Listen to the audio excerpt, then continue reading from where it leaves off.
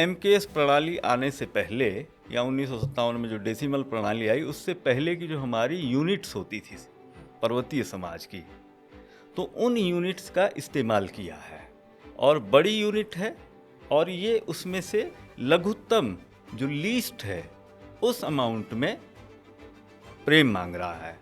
तो गाने में कहते हैं कि मैंने बंडी को क्या करना, मैं ते एक चुमकी बस बहुत अच्छे तेरे रूप की। अब जो चुमकी शब्द, हाँ चुमकी, तो चुमकी जो है लिक्विड फॉर्म में, और ये अंजुली है। अच्छा। तो अर्ध अंजुली चुमकी, ओह, अर्ध अंजुली चुमकी। उसकी नेक्स्ट लाइन है कि मैं ते एक चुंगटी बस तेरी माया की। और एक लाइन बड़ी जो मेरे साथ अटक के रह गई, आपने लिखी है बड़ी अच्छी लाइन की, एक बड़ी आबादी अब ऐसी है जिन्हें अपनी मातृभाषा विरासत में नहीं मिल रही। और वो बच्चे अफसोस जताते हैं कि जो गांव जाते हैं तो दादी क्या बोल रही है समझ में नहीं आता है। मतलब आधी आबादी की लगभग आधी भाषाएं गायब हो जाएंगी इस सदी के अंत में। आपने वो गाना उनका सुना होगा, ठंडो रे ठंडो मेरा पहाड़ की हवा। ठंडी पानी। तो उस गाने में आपने गौर किया होगा कि सेकेंड अंतरा में वो कहते हैं ऐंच ऊंच यूं हिमालय नीस गंगा जी को छाल। तो पहले वो डिमार्केशन कर दे रहे, सीमा रेखा का निर्धारण। साहिर का आपने जिक्र किया, ऐसी ही एक तुलना लगभग उस गीत को लेके भी, और उसका आपने जिक्र भी किया है किताब में भी, जो जिसके लिए जावेद साहब ने जो गीत लिखा है, एक लड़की को देखा तो ऐसा लगा, और यहाँ कख देखी होली, उसमें लगता है कि जैसे, जबकि नेगी जी का जो गीत है वो जावेद अख्तर से पहले का लिखा गया गीत है। उस गीत में कमाल ये है कि जो उन्होंने मेटाफर्स लिए हैं वो अपने देश समाज से लिए हैं, यहीं के लोग से और जाने पहचाने समाज से उठाई हैं। मतलब दाना दीवाना जो है, जो बुजुर्गवार हैं और वो स्वयंवर रचाने की जिद कर रहे हैं, और वो जिद फिर उस अवस्था में ऐसी जिद है कि सुई की तरह अटक गई है कि अब समाज कितनी ही लांछन दे, कुछ करे, मुझे तो ब्याह करना ही करना है। तो दाना दीवाना की ब्यव की गाड़ी सी, जो गाड़ी मैंने कामना, हाँ, तो वो डिजायर है उनकी। एक गीत है उनका, चली भै मोटर चली, बड़ा हास्य है उस गीत में, और लेकिन उस हास्य के साथ साथ इतना बारीक है कि एक पूरे पहाड़ी जीवन के एक पूरे कालखंड को शायद एक गाड़ी के एक सफर में समेट देता है। तो उसमें ऐसे वो प्रसंग आते हैं, 2 बार कहते हैं निर्भय शब्द। अच्छा। कि कुछ रे निर्भय मौका मेरे कीसा उद कुचेलिन जुत जुता कुचेल। सौ जुतो। हाँ। उसी में एक स्मोक करने वाला भी आता है, बीड़ी पिंदेरा। हाँ।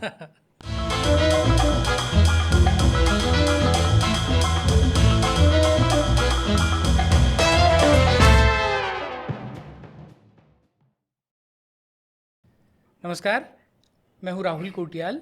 बारामासा का एक नया सेगमेंट आज से शुरू हो रहा है, बारामासा पॉडकास्ट, जिसमें बातें होंगी लोगों के जीवन से जुड़ी, कुछ मीठी कुछ तीखी बातें होंगी, समाज पे बात होगी, संस्कृति पे बात होगी, किताबों पे बात होगी, कई सारे एक्सपर्ट्स पे बात होगी। और इसकी शुरुआत के लिए आज जो पहला एपिसोड है उसमें बात होगी एक ऐसे व्यक्ति की, एक ऐसे व्यक्तित्व की, जिस व्यक्ति से उत्तराखंड का बहुत बड़ा समाज, गढ़वाल का पूरा समाज अपनी पहचान को जोड़ता है, अपनी पहचान को समृद्ध पाता है। वो व्यक्ति, जिस व्यक्ति से हज़ारों वर्ग किलोमीटर में फैला पहाड़ का एक बहुत बड़ा क्षेत्र न सिर्फ अपनी सांस्कृतिक पहचान को समृद्ध पाता है, बल्कि वो भूगोल भी अपने आप को समृद्ध पाता है। उस व्यक्ति का नाम है नरेंद्र सिंह नेगी, और उनके संयोग है कि उनके जीवन के 75 वसंत वो इस साल पूरे कर रहे हैं, और उसके साथ ही उनका जो रचना काल है वो 50 साल पूरे कर रहा है। इसमें एक किताब आई है, कल फिर जब सुबह होगी। ये किताब लिखी है ललित मोहन रयाल जी ने। रयाल जी, बहुत बहुत स्वागत है बारामासा में आपका। Thank you. और रयाल जी IAS ऑफिसर हैं, देहरादून में अभी पोस्टेड हैं, उत्तराखंड सरकार में कार्यरत हैं। उन्होंने ये किताब लिखी है। इस किताब में नरेंद्र सिंह नेगी के 100 गीतों को चयनित किया गया है, उनकी व्याख्या की गई है। इस किताब पे बात करेंगे, नेगी जी के गाने कितने लेयर्ड हैं, कितने बड़े फलक पे फैलते हैं, कितनी जितना महीन है उतना ही विराट भी हैं, उन सब पहलुओं पे उन्हीं से बातचीत की शुरुआत करते हैं।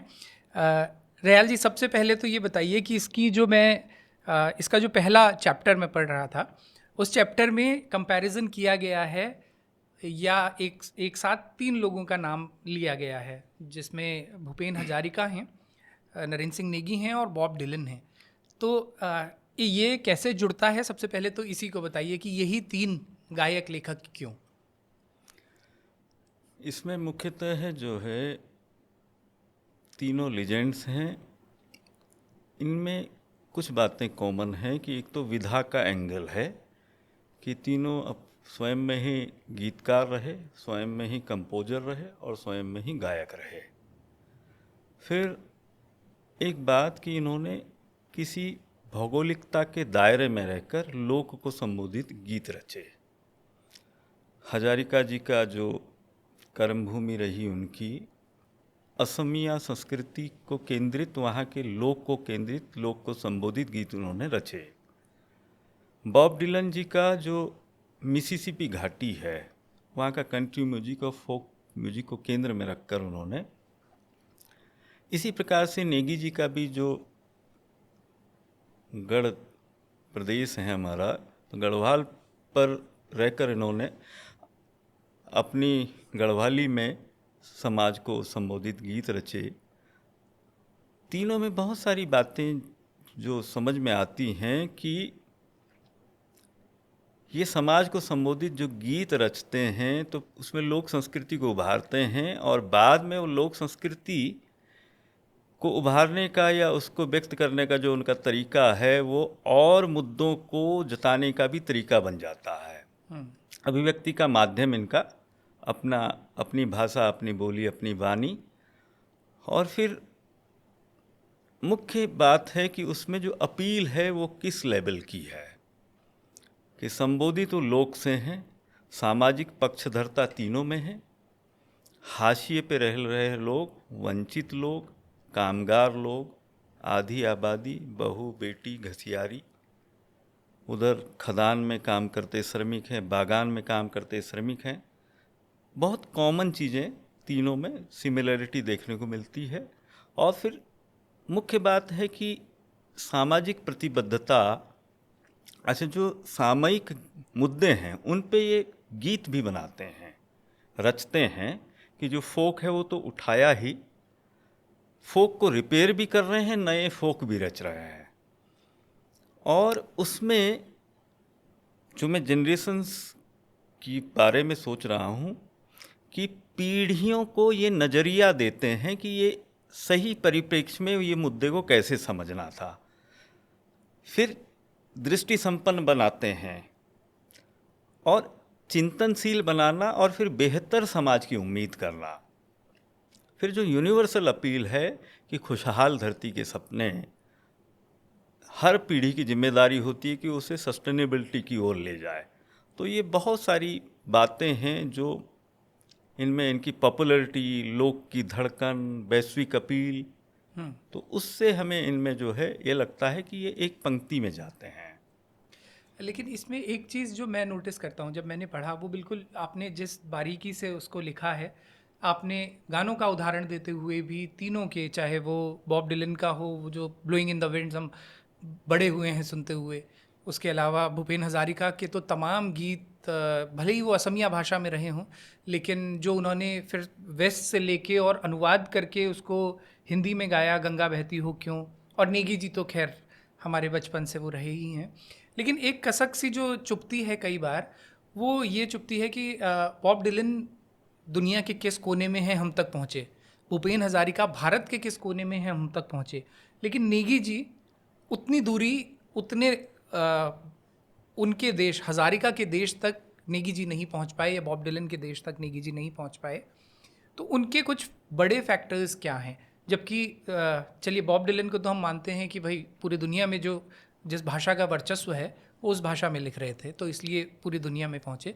लेकिन भूपेन हजारिका तो एक आंचलिक भाषा में लिख रहे थे, फिर भी वो कम से कम भारत भर में भरपूर पहुँचे।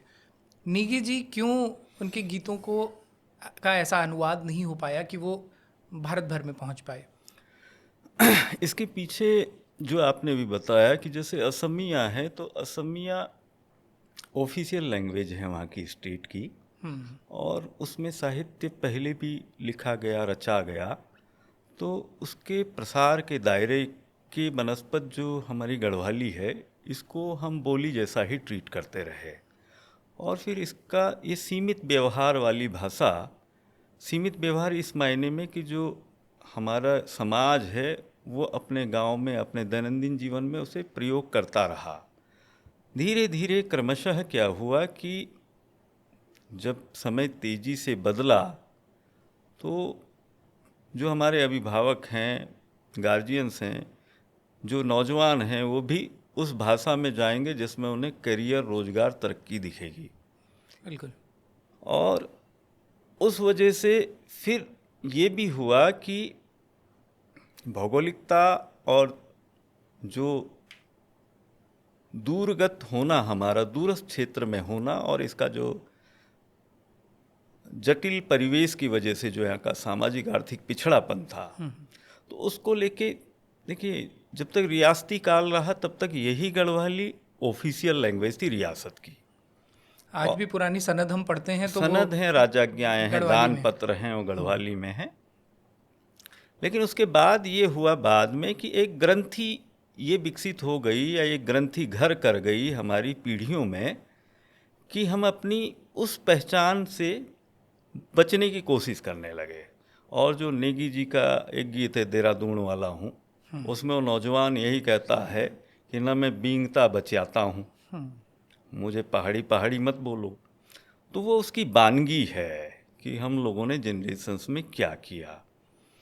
तो एक कारण ये भी है कि जो बोली भाषा का दर्जा है, राजभाषा है, उसका शासकीय कार्य व्यवहार की बातें हैं, और वो व्यापार में, आर्थिक तरक्की में, जनजीवन में कितना काम आती है। फिर जो महानगरीय जीवन में चले गए, कस्बों में चले गए, शहरों में चले गए बच्चे, तो वही होता है कि अब अंग्रेजी है, मैथमेटिक्स है, आईटी है, उसमें करियर बनाओ। और एक लाइन बड़ी जो मेरे साथ अटक के रह गई, आपने लिखी है, बड़ी अच्छी लाइन की, एक बड़ी आबादी अब ऐसी है जिन्हें अपनी मातृभाषा विरासत में नहीं मिल रही। और वो बच्चे अफसोस जताते हैं कि जो गांव जाते हैं तो दादी क्या बोल रही है समझ में नहीं आता। और कारण वही कि उपयोगितावाद। लेकिन मतलब ये तो इसकी लिमिटेशन हुई, लेकिन नेगी जी के गीतों के जरिए ही उन दो पीढ़ियों ने जो महानगरों में जो जन्म लिया, कस्बों में जिन्होंने जन्म लिया, वो इनके कैसेट्स के जरिए अपने रिचुअल्स को समझते हैं। कुछ शब्द तो मुंह में जुबान पे आते हैं उनके, फिर वो अपने पेरेंट्स से पूछते हैं। तो ये एक नेचुरल फेनोमेना है। और बोली भाषाओं का जो ये चुनौती है, ये वैश्विक स्तर पर है कि जो 24 वर्चस्व वाली भाषाएं हैं, उन्हें 4 अरब आबादी बोल रही है, और 4 अरब बोल रही है 7,000 भाषाएं। और उन 7,000 में से इस सदी के आखिर तक 3,500 खत्म हो जाएंगी। मतलब आधी आबादी की लगभग आधी भाषाएं गायब हो जाएंगी इस सदी के अंत में। और इस पर्सपेक्टिव से जब हम नेगी जी को देखते हैं तो उनका कद और भी बड़ा नज़र आता है कि ये कॉम्प्लीमेंट किसी भी गायक के लिए और लेखक के लिए बहुत बड़ा कॉम्प्लीमेंट है जब ये कहा जाए कि उनसे भाषा समृद्ध होती है, या उनके लेखन से भाषा दूर तक पहुंचती है, या एक ऐसी भाषा जो ख़त्म होने की तरफ बढ़ रही थी वो वापस लौट आती है।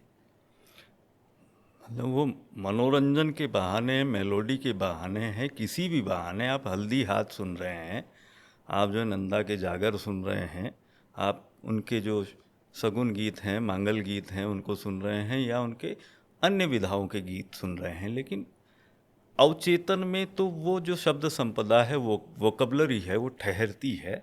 और आप फिर जो अप्रचलित, अल्प प्रचलित या लुप्त हो गए शब्द हैं, उसको रिकनेक्ट करते हैं और चौंकते हैं कि ये तो वो है।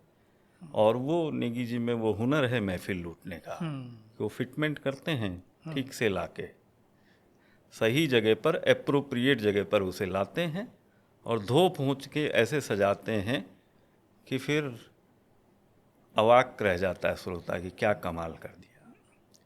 और कई उपमाएं उनकी, जैसे निर्मल वर्मा लिखते थे कि एक एक टुकड़ा धूप। तो इस तरह से नेगी जी ने बहुत जगह अपनी भावनाओं को ऐसे बोला है, हंसी खतेगी, इस तरह की कई सारी उपमाएं। और आपने बहुत सारी ऐसी वो जो हैं उनको चिन्हित किया है। तो किताब के एक बार हमारे दर्शकों के लिए आप एक बाइफिकेशन पे थोड़ा सा बात कीजिएगा कि नेगी जी का जो इतना रचना संसार जो इतना विराट है, उसको आपने किस तरह से कैटेगराइज किया है किताब में। नेगी जी की जो मतलब उनके साथ ये भी चयन के सिद्धांत में ये समस्या आड़े आती है कि एक गीत सुनो उम्दा लगता है, दूसरा उससे उम्दा, तो वो सिलसिला एंडलेस बन जाता है। लेकिन उसके बावजूद भी जब आपको करना है तो उसे किसी न किसी खांचे में लाना होगा। तो प्रकृति के बीच ही वो पले बढ़े और जो हमारी भौगोलिकता है उसमें नेचुरल रिसोर्सेज की भरमार है। आपने वो गाना उनका सुना होगा, ठंडो रे ठंडो मेरा पहाड़ा की हवा। ठंडी पानी ठंडो। तो उस गाने में आपने गौर किया होगा कि सेकेंड अंतरा में वो कहते हैं ऐंच ऊंच यूं हिमालय नीस गंगा जी को छाल। तो पहले वो डिमार्केशन कर दे रहे, सीमा रेखा का निर्धारण, अपर लिमिट लोअर लिमिट। और उसके बाद कहते हैं कि छोया छछेड़ा छन पंध्यार छन बुग्याल ढालदार ना। तो कहने का मतलब है कि उसमें वन उड्यार है ना, बुग्याल, जितनी हमारी वो जो वाटर सोर्सेज हैं, वनों की बात करते हैं, फॉरेस्ट की बात करते हैं, तो प्रकृति तो उनके बहुत करीब है। और उसमें उनके जितने फूल हैं ऑल आर वाइल्ड एक्सेप्ट गुलाब। गुलाब भी तब से जब से वो पहाड़ों में गमलों में गया, अदरवाइज उनका बुरांस, फ्यूली, साकिन, गुइराल, सारे फूल वाइल्ड हैं। बर्ड्स उनकी कप्फू, घुघुती, हिलास, चोली, जो पपीहा चातक है, मतलब वो प्राकृतिक संपदा को, तो उसी के साथ हमारा परिवेश भी जुड़ता है, परंपरा भी जुड़ती है। तो पहला सेगमेंट हमने रखा। फिर ऋतु गीतों में बसंत उन्हें बहुत प्रिय है, तो ऋतु गीत और पर्व त्योहार। आइकनिक गाना ही वही है मेरा, डांडी कांटियों का मुल्क कह ली थी बसंत। हाँ, तो वो मतलब दूसरा सेगमेंट जो है ऋतु गीत पर्व त्योहार पे रखा है। फिर तीसरे सेगमेंट में उनके जो श्रृंगार, प्रणय, आकर्षण, जो उनके रोमानी भावभूमि के गीत हैं, वो तीसरे सेगमेंट में आते हैं। और उसका मतलब वो वही ना कि यहाँ का जो समाज है वो खुद ही कहते हैं कि घना बन छाटा गांव, डेंस फॉरेस्ट, और दूर दूर फैले सेग्रीगेटेड स्कैटर्ड आबादी। तो उसमें वो पीढ़ियों से एक दूसरे को जानते हैं। तो यहाँ प्रेम बहुत प्रकट तरीके में नहीं आएगा, बहुत उग्र तरीके में नहीं प्रदर्शित किया जाएगा। तो उनकी वो कैप्शन है कि अणबोली बत्थों के गवे तनी पर चुपकी मतलब हाँ ही हो दो, कि वो अबोला प्रेम ही होगा। फिर नेक्स्ट सेगमेंट में जो सबसे बड़ा उनका है, जिसके लिए कहते हैं कि वो खुदेड़ गायकी के पर्याय हैं, और लोग ये भी, समीक्षक ये भी मानते हैं कि नेगी जी विरह गीत गाते हुए खुद स्त्री बन जाते हैं और उसके मन में क्या गुजर रही है, वो किस बेबसी में जी रही है, वो कौन से कष्ट सह रही है। तो उसका कारण है कि प्रोषित पति का, नायिका भेद में एक नायिका आती है प्रोषित पति का, जिसका पति परदेश चला गया हो। तो यहाँ प्रोषित पतिकाओं की भरमार थी। हाँ, कि वो चाहे फौज में चले गए और किसी रोजगार में, वो अब्रॉड चला गया कहीं निजी क्षेत्र में, और फिर आवागमन के साधन इतने सीमित थे कि मतलब फुट हिल्स से आपको अपने गांव पहुंचने में, और वहाँ अवकाश कितने दिन का मिलेगा। फिर डाक तार एकमात्र जरिया, और वहाँ फिर जब वो संघर्ष शुरू होता था तो धीरे धीरे चिट्ठियों की आवृत्ति भी कम, अब उसे घर वन गोरा बछड़ा, है ना, पुंगड़ी पटरी, दान सयाना, छोटे बच्चे, सबकी देखभाल। तो फिर उसके जो विरह गीत हैं वो उनका बहुत, उन्हें मतलब उसे सबसे ज़्यादा करुणा, सबसे ज़्यादा जो उन्होंने सहानुभूति दी है वो स्त्री पात्रों को दी है। और उनके गीतों के जरिए वो डिस्कशन का विषय बना कि हाँ वास्तव में ये तो बड़ी जज्बाती बात है। तो ये सेगमेंट है। उसके बाद पलायन, प्रवास, विस्थापन का सेगमेंट रखा है हमने। जो माइग्रेशन है, जो विस्थापन है, और उसमें विस्थापन में फिर वो बुजुर्ग रह जाते हैं गांव में, तो उनकी जो दशा है। फिर जो ट्रांजिशनल फेज आया, संक्रमण और ऊहापोह और समस्या वाला एक सेगमेंट रखा है। लास्ट में वो रखा है कि जिसमें उन्होंने बच्चों की लोरियां गाई हैं, मनुहार के गीत हैं, आशीष और नसीहत के गीत हैं। तो इस तरीके से 8 भागों में इन गीतों को बांटा गया है। और ये बड़ा ही नेगी जी का ये गीत भी जितनी बार सुनो गला रुंध जाता है, जो आपने टाइटल के लिए चुना, भूल जब फिर रात खुलेली, उसका कल फिर जब सुबह होगी। इसके चयन का कारण, या 101 गीत आपने अच्छे से उनकी व्याख्या की, तो यही गीत जो है उसको टाइटल के लिए चुनने का क्या? तो एक तो इस गीत की प्रकृति ऐसी है कि शीर्षक तो अपील करता ही है कि ये आशावाद का संदेश देता है, प्रेरणा जगाता है कि कितनी कठिनाइयाँ आएँ, कितना गहन अंधकार हो, तम हो, निराशा हो, सुबह तो होगी ही, सुबह तो होगी ही। और उसमें उनके उसमें आता है ना कि वो जो ईशान कोण है, जो नॉर्थ ईस्ट में जहाँ से सनराइज होता है, तो उसके लिए वो कहते हैं ना कि होएगी उदंकार, तो उस पॉइंट से सनराइज होता है। एक तो पॉजिटिविटी इसमें और अच्छा मैसेज। दूसरा, इस गीत में नेगी जी ने, ज़्यादा अंतरा का गीत है, तो गीत के बोल हैं कि देर हो भोल फिर जब रात खुला ली, धरती माँ नया पौध जमा ली, पुराना डाला ठंगरा वेक, नई लगुलियों सारा द्याला। तो एक लिटरल मीनिंग उसका जो सामने आता है वो तो है ही, उसका जो बहुस्तरीयता में उसके जो व्यंजनार्थ हैं वो निकलता है कि जो पुराना पेड़ है या पुरानी पीढ़ी है, उसका जो है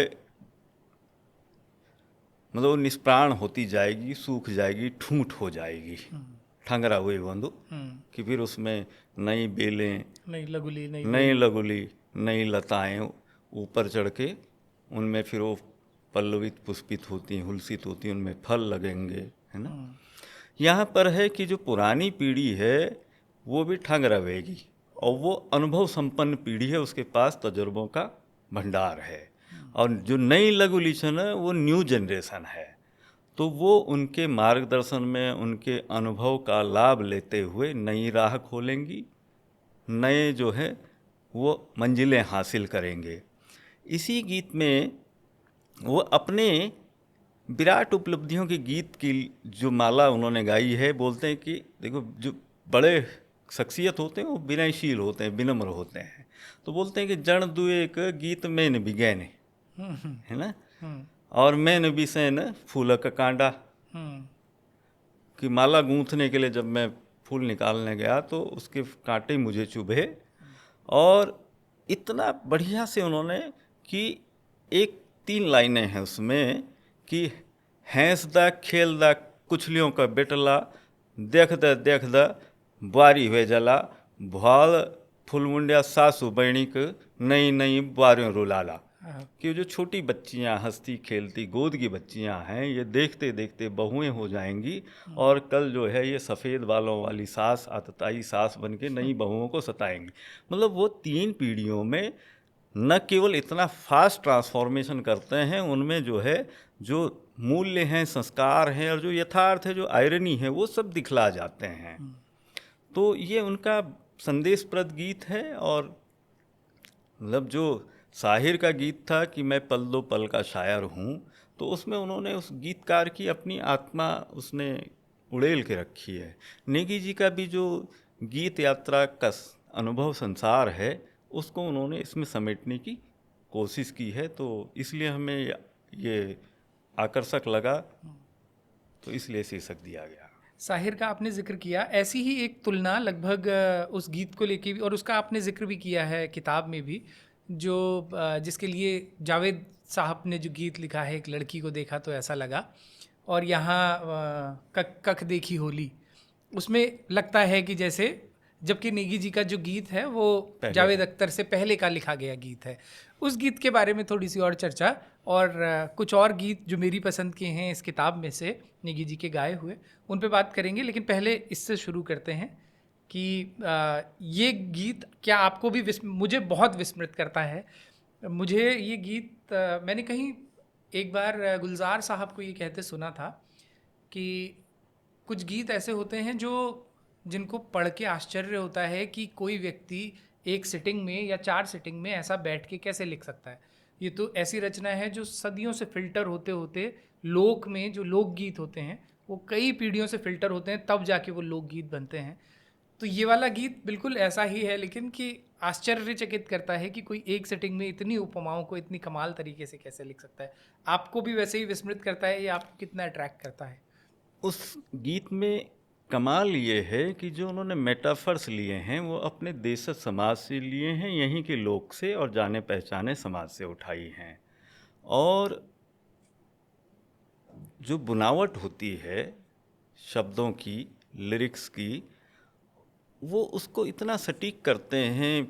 मतलब उसकी शुरुआत ही होती है कि पहली जो उसमें फ्रेज आती है कि चोरी काखड़ी बिरानी सगोड़ी की सी छैवा, मतलब ये टीनेजर और उससे कम अवस्था के बच्चे इसे महसूस करते हैं। फिर बोलते हैं कि सवा दियन पैणी की पकौड़ी सी छैवा। अब जो शगुन की, जो हम लोगों की परंपरा में जो शगुन की मिठाई के बजाय पकौड़ी आती है पहाड़ी समाज में, और वो अत्यल्प मात्रा में आती है क्योंकि वो मवार सड़ी गो तो बांटणु होंदो ना, तो 2-2 आती हैं। और तीखी तीती अब इतनी इतनी हिस्से में आती है, तो उससे जो स्वादेंद्रियां हैं वो खुल जाती हैं, तो उससे टेस्टी ज़्यादा कुछ लगता नहीं है। तो वो उन्होंने उपमान में लिया है। आगे उसमें बोलते हैं कि पिंडालू पाती में ओसी की बूंदी सी छैवा, मतलब बिल्कुल जो है अरबी के पत्ते में जो ओस की बूंद है वो कैसे करके उसमें ढुलकता रहता है पारे की तरह और डायमंड की तरह चमकता है। मेटाफर्स में उन्होंने इतना कमाल किया है कि मतलब भिखारी तक को नहीं छोड़ा है। हैं? दाता का मुख पर मंगत्या की टक्कसी छैवा, कि बेगर जिस हसरत से डोनर को देखता है, फिर वो आप लोग वही दादी की अंगवाल नाते नतोड़मा, है ना, उससे बड़ा कोई प्रेम नहीं होता दुनिया में कि दादी जो अपने दौहित्र और पौत्र हैं उन पर जिसे ना चौका तीर नारंगी डाली सी छैवा। जब ओवरव्यू बनता है पर्वतीय स्थापत्य के मकान का, तो आप ऊपर पगडंडी से देखो तो उसमें जो लदी फंदी झपनियाली नारंगी की डाली है, तो बिल्कुल जैसे होता है ना कि वो बच्चों की किताब में जो चित्र बने रहते हैं, वो बड़ा सुंदर लगता है। तो उन्होंने सारे उपमान कि दाना दीवाना की ब्यो की गाणी सी छैवा है। ये भी कितनी कमाल की वो है और कितना रेयर है जी, है ना। और वो श्रृंगार के साथ फिट होता है कि नहीं होता, ये भी बहस की बात है। लेकिन वो जिद है जो, और उस जिद को सौंदर्य शास्त्र में कोमल भावों में कोमलकांत पदावली में इस्तेमाल कर रहे हैं। मतलब वो बैड इमेज वाली वह है जो उसकी जिद है, लेकिन वो उसको मतलब विपरीत व्यंजना में यहाँ इस्तेमाल कर रहे हैं। वो हम उन दर्शकों के लिए भी जो इसका भाव नहीं समझे होंगे, इसका हिंदी भावार्थ भी बताइए इस पंक्ति का। मतलब दाना दीवाना जो है, जो बुजुर्गवार हैं और वो स्वयंवर रचाने की जिद कर रहे हैं, और वो जिद फिर उस अवस्था में ऐसी जिद है कि सुई की तरह अटक गई है कि अब समाज कितनी ही लांछन दे कुछ करे, मुझे तो ब्याह करना ही करना है। तो दाना दीवाना की ब्यो की गाणी सी, जो गाणी मैंने कामना, हाँ, कामना। तो वो डिजायर है उनकी। और उस डिज़ायर को जब वो प्रेम से जोड़ते हैं और अपनी उस प्रेमिका के पहली झलक, पहली मतलब जिसको वो कहते हैं कि पहली बार जब किसी को देखा और उस इम्प्रेशन से वो इस तुलना को जोड़ते हैं, तो वो कितना खूबसूरत बन पड़ता है पूरा गीत। मतलब उसे उसे जो पैरामीटर में इस्तेमाल कर रहे हैं, सौंदर्य के पैरामीटर में। जी।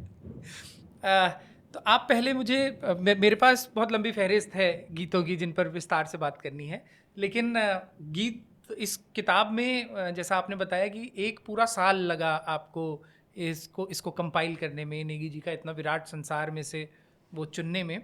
तो आपको कौन कौन से गीत हैं जिन्होंने लिखते लिखते अचंभित किया, विस्मृत किया, या जिन गीतों पर विशेष तौर से आपको लगा कि इनको मैंने आज से पहले ऐसे नहीं देखा था, या लिखते समय जिनके भाव या जो पहले से आपके दिमाग में रहा होगा किताब लिखने के ख्याल से भी पहले कोई गीत सुन के, उन गीतों के बारे में कुछ बताइए। नेगी जी के साथ क्या है कि उनका सौंदर्य बोध भी अपना अलग ही किस्म का है। जब करुणा में जाते हैं तो वो अलग किस्म का हो जाता है। तो जैसे मतलब उनका है वो रोमानी गीत, लेकिन उसमें देखो उन्होंने कैसा एक्सपेरिमेंट किया। एक गाना है उनका कि मैं बंडी को क्या करना, मैं ज़्यादा क्या करूँगा, और उसमें जो नायक है वो नायिका से प्रेम का प्रतिदान मांग रहा है ना, भीख फैला रहा है, झोली फैला रहा है। तो लेकिन उन्होंने इसमें ऐसा प्रयोग किया है, मुझे नहीं लगता है कि और बोली भाषा के किसी गीत में ऐसा प्रयोग हुआ होगा कि एमकेएस प्रणाली आने से पहले या 1957 में जो डेसिमल प्रणाली आई उससे पहले की जो हमारी यूनिट्स होती थी पर्वतीय समाज की, तो उन यूनिट्स का इस्तेमाल किया है। और बड़ी यूनिट है और ये उसमें से लघुत्तम जो लीस्ट है उस अमाउंट में प्रेम मांग रहा है। तो गाने में कहते हैं कि मैंने बंडी को क्या करना, मैं ते एक चुमकी बस बहुत अच्छे तेरे रूप की। अब जो चुमकी शब्द, हाँ चुमकी, तो चुमकी जो है लिक्विड फॉर्म में और ये अंजुली है। अच्छा। तो अर्ध अंजुली चुमकी, ओ, अर्ध अंजुली चुमकी। उसकी नेक्स्ट लाइन है कि मैं ते एक चुंगटी बस तेरी माया की। एंड चुंगटी is another least unit. Pinch को चुंगटी बोलते हैं, 1 पिंच। हाँ, चुंगटी पिंच हुआ जितना ओआरएस का घोल चुटकी भर, चुटकी भर, हाँ। ओआरएस का जो घोल है दैट इज चुंगटी। अच्छा। तो उसमें आगे फिर बोलते हैं, अब फिर आगे कि मेरी 30 एक तुराक, हाँ, मतलब वहाँ पे उसे नवाली कहते हैं। नवाली माने जो बावड़ी है, जल स्रोत है, कि तू तो मेरी नवाली छे पर मेरी 30 बस एक तुराक। तुराक मतलब ड्रॉप्स, घूंट भी नहीं है पूरी, जो ड्रॉप्स, फ्यू ड्रॉप्स। आगे उसी में बोलते हैं कि हार नहीं दे तो पर गा सूत दे दे। अब हार बड़ी यूनिट है कि जब आप पंक्ति भोज में भोजन करते हैं तो एक हारन खयाली, है कि यार बैठ नहीं। हाँ, तो हार नहीं देंदी मतलब मुझे भरपेट भोजन, पत्तल भर के भोजन पंक्ति भोज में बिठा के नहीं देती, मैं तो एक गास दे दे, एक ग्रास। हाँ, छोटी यूनिट में आ गए। उसी की अगली लाइन है कि बासु नहीं देंदी तो अडासु दे दे। बासु मीन्स हाँ, बस मतलब रात रहने वाला। हाँ, बसेरे के लिए, बसेरे के लिए। नाइट स्टे के लिए स्पेस। हम्म, बासु है। हम्म, बासु नहीं दे तो अडासु दे दे। अडासु कमर टिकाने के लिए, थोड़ी देर के लिए थकान का परिहार करने के लिए इतना सा स्थान दे दे। आगे उसी में कहते हैं, उसी नायिका को कहते हैं कि हे मेरी चमचूड़ियों की कुटरी, चूड़ा जो कुटी बनता ना, कि घाण नहीं दे तो खोखाल दे दे। दोनों यूनिट्स हैं, एक लिस्ट है। और जब आप ओखली में कूटते हैं तो एक बार में जितना अनाज कूटा जाता है दैट इज कॉल्ड एक घाण। घाण नहीं देंदी तो खोखाल दे दे। और खोखाल होता है जैसे बच्चे मुंह भर लेते हैं, माउथफुल। अच्छा। दैट इज खोखाल है। दोण नहीं देंदी दबाल दे दे। दोण इज 32 kg अनाज का पैमाना। और दबाल जो है, जैसे मैंने आपको शुरू में जो चुमकी बताया था अर्धंजुली, तो जन मुट्ठ भरी को अनाज, इसमें मास आएगा, उसमें चुमकी में वॉल्यूम था। अच्छा। तो दबाल में और अंजुली में जो डिफरेंस है, दबाल में और चुमकी में वॉल्यूम और मास का मास है। का है। जन मुट्ठ भरी कम देंदा, मुट्ठ से अगर आप खोल लेंगे और ये मतलब इसमें इतना ग्रेन है, इतना मास है कि उसमें से कुछ गिर भी रहा है, तो दैट इज कॉल्ड वन दबाल। अच्छा। तो मतलब ऐसा प्रयोग मुझे नहीं लगता है कि और किसी भाषी गीत में हुआ होगा, वो भी प्रेम गीत में। बिल्कुल। तो भाषा के लिए, बोली के लिए, शब्द संपदा के लिए ये इनका सचेष्ट प्रयास लगता है। और ये कितना मतलब इसमें जो शब्दों की जिस तरह से आपने व्याख्या की, मैंने कभी ये वो वाले शब्द हैं, इनमें से आधे शब्द वो हैं जो प्रचलन से बाहर हो गए, उन शब्दों को चुन करके और एक गीत में पिरो देना और बस। फिर उस गीत का इतना लोकप्रिय हो जाना, जन जन तक पहुंचना, ये अपने आप में बहुत बहुत बड़ा कंट्रीब्यूशन है जो नेगी जी ने गढ़वाली गीतों के प्रति दिया है। और कुछ और गीत जो जैसे आपने इस गीत का जिक्र किया। अब जैसे इनका एक गीत है धरती की विपदा, तो वो नेचर पर है। और आजकल जो यूएन और जो अंतर्राष्ट्रीय संस्थाएं हैं वो एसडीजी गोल्स की बात करती है, सस्टेनेबल डेवलपमेंट गोल्स। तो उसमें कार्बन का उत्सर्जन कम, फलाना तमाम तरह के मेजरमेंट, लाइवलीहुड, ये हाँ, सारी चीजें। कुदरत की तरफ लौटना है। तो नेगी जी के उस गाने में धरती की विपदा की बात करते हैं कि ये हमें पाल रही है और हम लोग इसका कैसा दोहन करते हैं। तो उसी गीत में वो बोलते हैं कि धरती की विपदा कैनी नहीं जानी, पुंगड़ियों की जिकुड़ियों की साक्यों की पीड़ा। अब इस शब्द के निहितार्थ इतने गहरे जाते हैं कि जो खेत है, पुंगड़ी में नहीं, खेत, छोटा खेत, पुंगड़ियों की जिकुड़ियों की साक्यों की पीड़ा, उसकी सदियों की पीड़ा कि इंसान क्या कर रहा है कि चाहे उसे फसल भी उगा रहा है तो 6 महीने और 3 महीने में क्रॉप उगा रहा है, और माँ कोख में बच्चे को रखती है 9 महीना, और आप हर 3 महीने, हर 6 महीने में, तो उसे आपने छलनी कर दिया है। धरती की विपदा कहनी नहीं जानी। आगे उसी में कहते हैं कि पूस जड्डों माँ निठणे दी घिंडुड़ी, पूस की सर्दी में कड़कड़ाती हाड़ कांप सर्दी में जो गौरैया है, घिंडुड़ी, सुईली पीड़ा में बिबलांदी घुंघती, ना, जो उसकी प्रसव पीड़ा है, उसमें बिलबिलाती हुई घुघुती। हाँ, सुईली पीड़ा में बिबलांदी घुघती, दुखियारी हिलास गीत खुदेड़ किले गांधी राली। कि ये बिरह की गीत क्यों गाती हैं? These are the reasons. इंसान के लिए तो एनेस्थीसिया है, इंसान के लिए वो है, आपके जो पेट एनिमल्स हैं उनके लिए वेट्स हैं। ये तो अपना उसी गाने में कहते हैं कि मतलब बहुत अच्छा बिंब बनता है यहाँ पर कि बाटों का गारा बेखुनी को बगत, जानदा बटुए की अंदवादी लगत। नेगी जी के शब्द संयोजन में ये ताकत होती है कि वो गारे पत्थर को भी सजीव प्राणवान बना देते हैं। छोटा बच्चा अपने पेरेंट्स या अपने प्रिय पात्र, अपने बड़े भाई बहन के पीछे वे के अंदवादी लगो दो, मुझे भी ले जाओ, नहीं तो मैं अकेला रह जाऊंगा।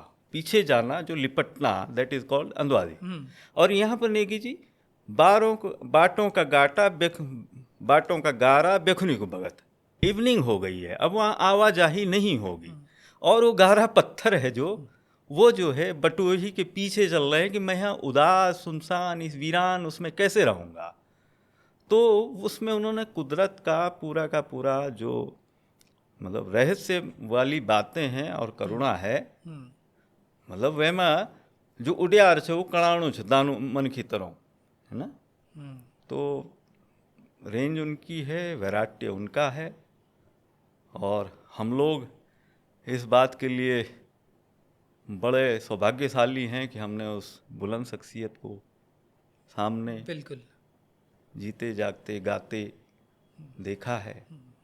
अपने समय में हम उनको देख रहे हैं, ये सच में ये बड़ी बात है। और कुछ गीत और जिन पर आपसे चर्चा करना चाहूँगा। एक गीत है उनका, चली भै मोटर चली, बड़ा हास्य है उस गीत में, और लेकिन उस हास्य के साथ साथ इतना बारीक है कि एक पूरे पहाड़ी जीवन के एक पूरे कालखंड को शायद एक गाड़ी के एक सफ़र में समेट देता है। उस गीत के बारे में बताइए। उस गीत में जो मैंने महसूस किया कि एक तो वहाँ नई सड़क बनी, नई सड़क बनी, उसमें जीएमओ की बस गई, और वो चाहे लंबी दूरी की बस है लेकिन एकमात्र सेवा है तो वो स्थानीय सेवा, ओवर क्राउडिंग, और उसके बाद उसमें उसमें ऐसे वो प्रसंग आते हैं, 2 बार कहते हैं निर्भय शब्द। अच्छा। कि कुछ रे निर्भय मौका मेरे कीसा उद कुचेलिन जुत जुता कुचेल, सौ जुतो। हाँ, हाँ। मेरे कीसा उद खुट कुचियाली कहने स्यों जूतों का। हाँ। एक तो उसे निर्भय बोलते हैं, निर्भय माने निर्भागी, अभागे, और एक बोलते हैं वो निर्भय छुयाल, जो बातूनी है, और उस क्राउडेड भीड़ में वो अपने गॉसिप में, और वो बोलता है कि कंदूड़ कोरी खये ने अब कृपा कर है।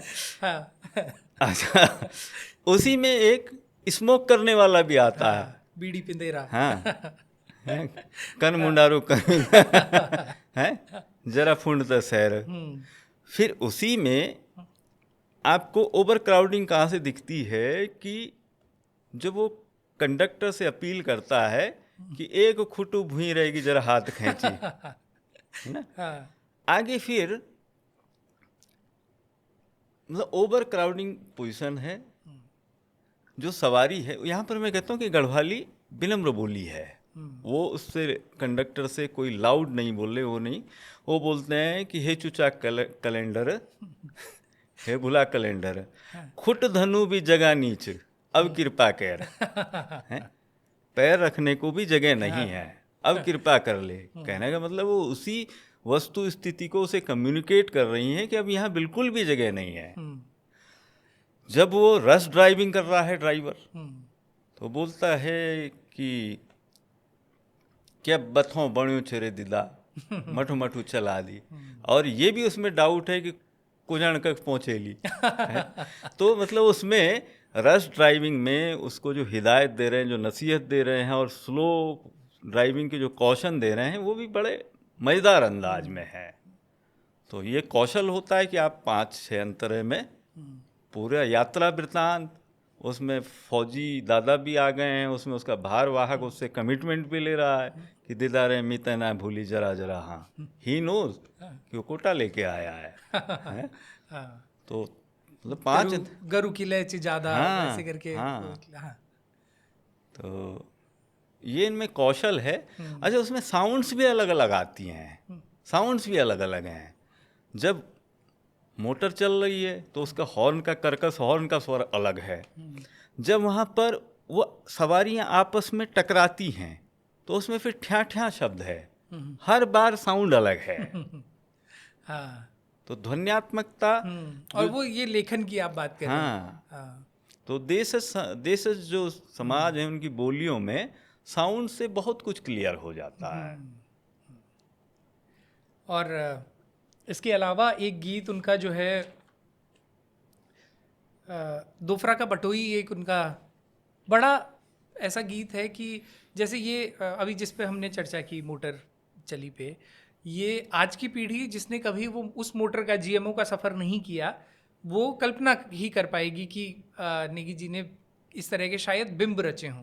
लेकिन जिसने भी 90s में या अर्ली 2000 में पहाड़ में गाड़ी का सफ़र किया है, वो एक एक चीज़ से रिलेट करता है। वैसे ही ये दुफरा का बटोई जो है, इसके तो इसमें मेटाफर्स बड़े कमाल के हैं, जो कि पूरी जीवन की जो व्यथा है उसको कहते हैं और बड़ी गंभीरता के साथ में कहते हैं। इस गीत पर भी बताइए कि इसको जब इसकी व्याख्या करते हुए आप। इसमें जो दोफरा का बटोई है, तो इसका जो शीर्षक ही है कि मतलब जो राहगीर है, पथिक है, बटोही है, वो समय से निकल जाता था, और उस समय पद यात्रा होती थी, रास्ते पैदल ही हैं, तो उसका अर्ली टाइम होता था चलने का। तो यहाँ पर दोपहर का बटोही का मतलब है कि वो मतलब या तो दंपत्ति अगर हैं तो उनमें डिस्टरबेंस है, उनमें मनमुटाव है। दोपहर का बटोई का मतलब है वो असमय निकल रहा है, बेटाइम निकल रहा है। ये भी हो सकता है कि वो मिसगाइडेड है, उसके कई मायने निकलते हैं। तो वो कहती है कि दोपहर का बटोई बैठ जा घड़े करे, छैल बैठ जा रे। छैल बैठ जा घड़े करे, तीसालू प्राण। तो इसमें कुछ डिफरेंसेज हैं। वो बोलती है कि छागल भरी के धरियों छ बांझो पानी, और वो हठी है, एडामेंट है। तो उसमें आता है कि तिरखा तोड़ी के पी जा रे, सदा नी रहन सियाणी, भोल को भटियालू रे। तो वो उसे कह रही है कि छागल का मतलब है कि जो लेदर का बैग पानी रखने के और लिए। उसमें बांझ की जड़ों का पानी है। छागल जो है वो लेदर बैग होता था, जो मशक जैसे बनती थी ना। हाँ। तो छागल का ये कन्फर्म है कि वो बकरी की खाल का बनता था। तो उसमें बांझ की जड़ों का पानी है, और वो उसको रिक्वेस्ट कर रही है, वो कह रही है कि हमारा जो मन मुटाव है उसे दरकिनार करके पानी पी जाओ, और कल जब को भटियालो, है ना, ये कामनाएं हमेशा नहीं रहती। आज आपको रिक्वेस्ट करने वाला, मनुहार करने वाला कोई है तो मान जाओ। उसी गाने में वो ये भी बोलती है कि अधि तो रहेगी धिते निसाकी मैन तो है ना, कि तुम जो है मुझसे प्रसन्न नहीं, तृप्त नहीं, है ना, बिहेवियर में जो भी हम लोगों के गैप्स हैं। लेकिन ये भी कह रही है कि सुलगणु रह में भितर भितर इच्छारू नहीं खरोली तैन। मन की उपमा चूल्हे से है, और चूल्हे में राख है, राख के नीचे सुलगते अंगारे हैं, है ना। तो लास्ट में भी उसमें आखिरी अंतरे में वो कहती है कि लौट आना मेरे पास, और ये बोलती कि चोली की सी बाण राखी, वही पपीहे की तरह एकनिष्ठ रहना, कहीं छाया आसरा न मिले, मेरे पास चले आना। तो उसमें मतलब ये मल्टी लेयर वाला गाना है। उसमें आप विपथगामी हो गया है, मन मुटाव वाला है, मतलब उसके कई निहितार्थ निकलते हैं। तो वो गाना जो है, जो मतलब असमय किसी काम को स्टार्ट कर रहा है, तो इस टाइप का गाना उनको वो है। संबोधित करता है। और निकी जी का जो रचना संसार है वो लगभग हर तरह के व्यक्ति को अपनी बात कहने के भाव देता है। जैसा आपने किताब में भी जिक्र किया है कि जो पहाड़ का कोई फौजी जवान है जो कहीं सुदूर तैनात है, उसके लिए भी निकी जी ने कुछ लिखा है। जो पलायन करके होटलों में काम करने वाली एक बड़ी पीढ़ी पहले भी रही, आज भी है, उसके भाव भी लिखे हैं। और तमाम अन्य गीत भी वो रिलेट करता है उससे, बहुओं के, बेटियों के, नई नई बहू के, पुरानी सास के, नई नई बनी सास के, या हर तरह के प्रेम गीत से लेकर के हर तरह के गीत को निकी जी ने छुआ है। इसी में एक गीत उनका आता है लटूली फूली गेनी तिथें ख्याल आई। तो उस गीत को उसमें भी बड़ी अच्छी उपमाएं हैं। तो उस गीत पर भी कुछ बताइएगा। वो असफल प्रेम पे आधारित गीत है, और जो उसमें नायक है, मतलब उनका ऐसा है कि जब तुमने मुझको रेस्पॉन्स दिया, जब तो तय ख्याल आई, तो लटीली फूल गई नहीं। मतलब वो बिंब है वो, और उसमें यह है कि इतना पानी बह चुका है कि अब इसका बहुत कोई इम्पोर्टेंस नहीं रही। तो उसमें कहते हैं कि इस अवस्था में बसंत भी मेरे लाइफ में आ रहा है, और वो मेरे दहलीज में दिल में फूल धोली गए, है ना। मतलब यहाँ पर जो जो प्रसन्नता और उद्गार व्यक्त किए जाते हैं, और वो बल्क में आती है खुशी, तो उसमें बसंत की जो दिल में फूल डाउन वॉल्च, उसको जो है, ये यहाँ का मतलब बोली का वो है, ताकत है उसमें। मतलब वो कह रहे हैं कि जब तक मैंने तेरी जो लट कॉलियों मैंने लटों तक उनका आसरा खोजता रहा, जब तक मेरे हाथ वहाँ तक पहुँचते, तब तक मेरे केस धवल हो गए, लटुली फूल गए नहीं, है ना। वो एक लटकोलियों के बीच वो खोजोणु चपड़ू सारू। तो वो ये भी बोलते हैं कि मतलब तेरे हिस्से का हिम भी मेरे ऊपर डाल दिया कुदरत ने, है ना। तो उसमें मौसमी जो परिवर्तन है और उसमें जो अतिरेक है, तो मतलब इसमें वही है कि एज वाली अवस्था है, ढलान वाली अवस्था, प्रौढ़ावस्था, और असफल प्रेम का गीत है, तो उसे पसंद किया गया है श्रोताओं के मध्य। और नेगी जी के गीत जितना हर तरह के भाव को छूते हैं, उसके कुछ उदाहरण अगर आपको याद पड़ते हों कि उनका जो शब्द चयन है वो किस तरह से इतना कमाल है कि शब्द सुनते ही आपको गुदगुदाता है। जैसे आपने अंडरलाइन भी किए हैं उनको कि वो विशेषण जब देते हैं तो वो ठेठ वो विशेषण देते हैं जो हम घर पे एकदम फरफरू भात या दाल को जब वो विशेषण देते हैं तो इस तरह के।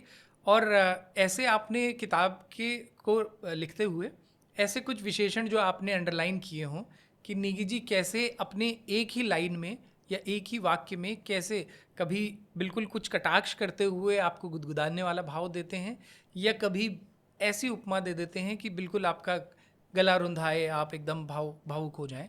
तो ऐसे कुछ उदाहरण अगर आपको ध्यान आते हो तो वो बताइएगा।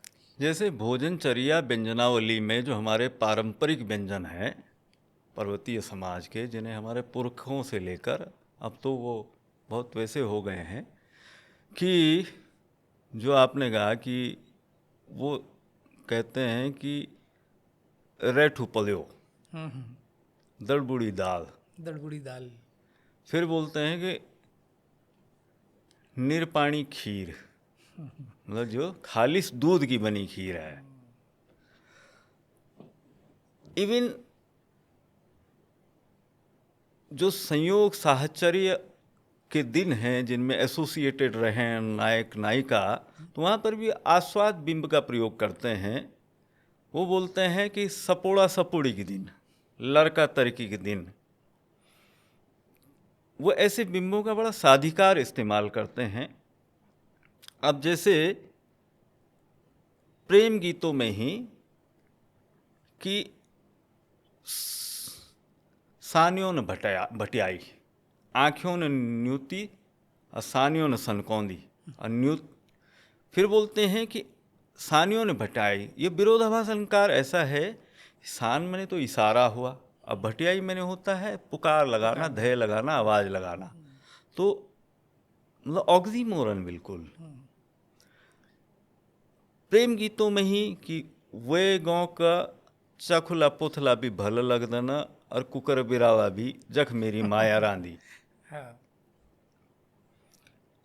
जैसे करप्शन वाले गीतों में वो तो सरकारी व्यवस्था का अंग रहे, उन्होंने अप्स एंड डाउन्स भी देखे होंगे व्यवस्था के, तो कहीं पर कहते हैं कि जो ब्लैक मनी, करप्शन, रिश्वतखोरी, ब्राइब, उसके लिए कहते हैं कि न त्वे मां सबूत न मैं मां गवे, और वे एक 100 घंटिया कम नहीं लेंदू हैं।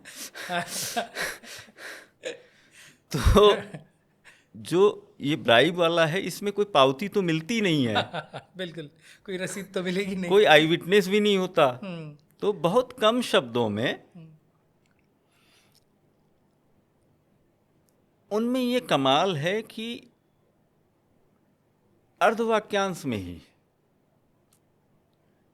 बिल्कुल क्लियर कर देते हैं।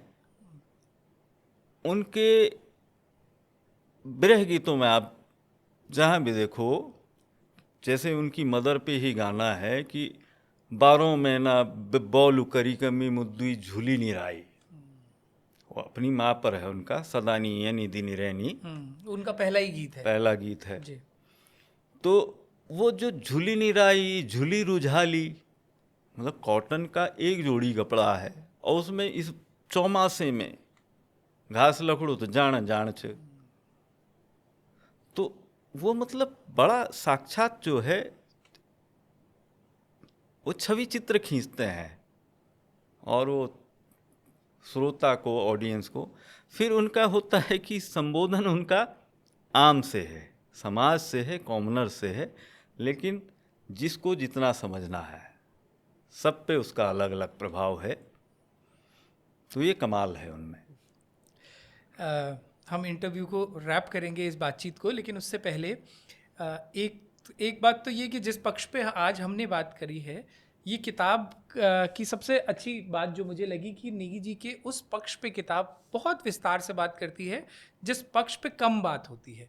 वो इस वजह से क्योंकि नेगी जी के गीतों को बतौर गायक बहुत लोगों तक पहुंचते हैं और हमेशा नेगी जी को एक गायक के तौर पर ज़्यादा प्रसिद्धि मिलती है, ज़्यादा कर्णप्रिय वो लोगों को लगते हैं।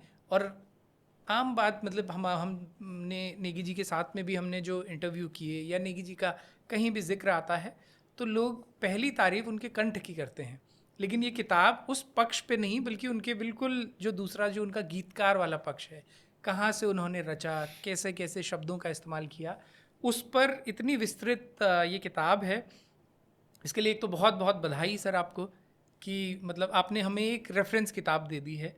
और मैं कहीं सुन रहा था या पढ़ रहा था, किसी ने तो ये बात कही थी कि अगर आपको गढ़वाल को समझना है तो सिर्फ नेगी जी के गीतों को आप सुन लीजिए, आपको एक बड़े कालखंड का गढ़वाल पूरा समझ में आ जाएगा कि वो क्या है। तो इस किताब के माध्यम से वो व्याख्या सहित समझ में आ जाता है, इसके लिए बहुत बहुत बधाई। और कोई इस किताब की रचना करते हुए बीते 1 साल में कुछ अगर आपको कुछ ऐसी बातें जो अभी हमारी बातचीत में नहीं आ पाई हों और आप उस पर जिक्र करना चाहें तो वो आप ज़रूर बताइएगा। नहीं, ऑलमोस्ट मतलब हम लोग भी नौकरी पेशा उसमें हैं, तो इसमें आया कि अंतराल भी आए कि एक महीना छूट गया, कहीं कोई जिम्मेदारी मिल गई, तो मतलब वही है कि हम लोग इस बात के लिए अपने को सौभाग्यशाली मानते हैं कि हमने अपने सामने उनको प्रत्यक्ष गाते हुए देखा है। और मैंने कहा ना कि उन्हें वाग्देवी का आशीर्वाद है कि वो त्रिवेणी में, कंपोजिशन में, म्यूजिक में, वॉइस में, किसी में तो ईश्वरीय वरदान होता है। ये किताब अमेज़न पे अब अवेलेबल है, उसका लिंक हम लोग डिस्क्रिप्शन में आप लोगों को दे देंगे। और इस किताब का विमोचन होने जा रहा है 12 तारीख को, जिस दिन नेगी जी अपने 75 वर्ष पूरे कर रहे हैं, उनका जन्मदिन है। और सौभाग्य से इसी साल उनकी रचना के 50 साल पूरे हो रहे हैं। जैसा हमने इंटरव्यू की शुरुआत में बताया, उनका जो पहला गीत है जो अपनी माँ पर ही उन्होंने केंद्रित करके जो गीत लिखा था, तब से और आज तक 50 साल पूरे हो रहे हैं। नेगी जी के साथ भी हमने एक विस्तार से कुछ मीठी कुछ तीती का एपिसोड किया था, उस प्रोग्राम का लिंक भी आप लोगों को डिस्क्रिप्शन में मिल जाएगा। और ये बारामासा का नया सेगमेंट, ये पॉडकास्ट सेगमेंट आपको कैसा लगा ये हमें कमेंट करके ज़रूर बताइएगा। साथ में ये भी बताइएगा कि कौन लोग हैं जिनसे आप चाहते हैं कि हम आने वाले समय में उनको अपने स्टूडियो में आमंत्रित करें और उनसे विस्तार से बात करें, उन लोगों के बारे में भी बताइएगा। रयाल सर, आपका बहुत बहुत शुक्रिया, बहुत बहुत धन्यवाद, आप स्टूडियो में आए। और उससे ज़्यादा एक बार पुनः धन्यवाद कि आपने ये रेफरेंस किताब पाठकों तक पहुंचाई। ये एक एसेट है, अब हम सब अब यह हम सबकी एक प्रॉपर्टी हो गई है और हम सब के लिए ये हम सबको समृद्ध करने वाली ये किताब आपने रची। बहुत बहुत शुक्रिया इसका। आज का प्रोग्राम ख़त्म करते हैं। ये प्रोग्राम आपको कैसा लगा हम लोगों को कमेंट करके ज़रूर बताइएगा और जुड़े रहिएगा बारामासा।